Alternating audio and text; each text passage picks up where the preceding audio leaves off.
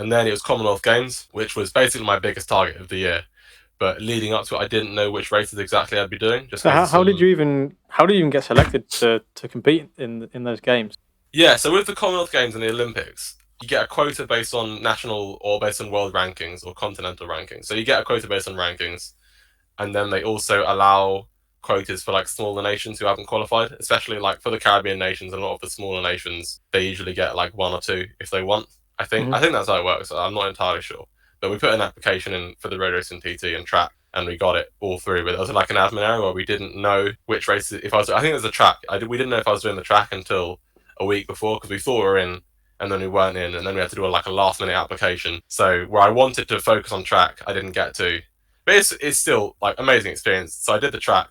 That wasn't. I literally had not ridden a track bike on a track for 2 years. Jumped right into the qualifier for points race, which is like crazy. And then anyone who saw like the news about the big crash, so many people got injured, and I was like there, like at the bottom of the track, nearly running over Matt Wall's head. It's crazy. But then, so that was really cool. I knew I didn't have the preparation for it, didn't get a result, so that's fine. Focus on the road race. And I felt really bad all week. It's one of those things, whether it's a psychological thing or not. I was almost at the point where I just felt so drained, I guess, where I was like, am I going to need to pull out? If this gets much worse, I'm going to need to pull out. I don't have a huge amount of experience of external pressure, or maybe not experience, but I've always found it doesn't phase me so much, as because the internal pressure is so much more in comparison. I mean, external or internal, really. Like whether it's just the fact that okay, this is like the world stage. You know Yeah, that everyone that you know is watching it on TV. literally. Like I'm sat there with my family, and they go, "Oh, there's red." There's a lot riding on that. I can't imagine what that must have been like. Yeah, I feel like sometimes I don't like to admit the pressure, or especially like those kind of psychological factors. I don't want to admit they can affect me, but of course they do. And yeah, that could have been a factor. But anyway, I got to the race. I was like, yeah, I'm just gonna go for the TV time. Like I'll probably get spat an hour in, and I started going for these moves, and I was like, I feel absolutely phenomenal. Like I'm riding with these World Tour riders, Just pure adrenaline. Like pure adrenaline. I cannot describe like the feeling of going through and like people shouting your name and like the crowd screaming and like the flags and the bells, unreal. And like the camera bike, unreal. Like just for that few minutes that I was off the front with Joe was insane. And long story short, I missed the break. It was close, but I think that's just what happens. All the other guys had six people in the team. They can rotate attacks. This guy goes, next guy goes, whatever. And for me, it was literally just me. So it was always going to be tricky. And then you combine that with the fact that I wasn't planning on lasting the whole race, or not planning, but like, I didn't expect to at least.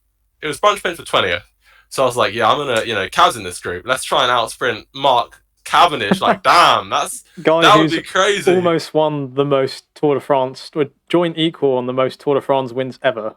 Yeah, so it's like, okay, let's. I mean, that's again the competitive thing. When it comes to a sprint, it's like a different. Like I switch. I would consider myself a pretty, like I said, I'm a pretty calm person. I have a pretty good control of anger, and it's not that I lose control, but it's like such an intense focus. You channel it. Yeah, it's like fully like I don't care. I do not care. Like if you look at the video carefully, you can see the random guys like leaning on me in a sprint, where a lot of people might back out. It's terrifying. Like if I make like a tiny wrong adjustment steering, I'll go into the barrier and crash and probably get hit by 50 riders. But At it's speed as well.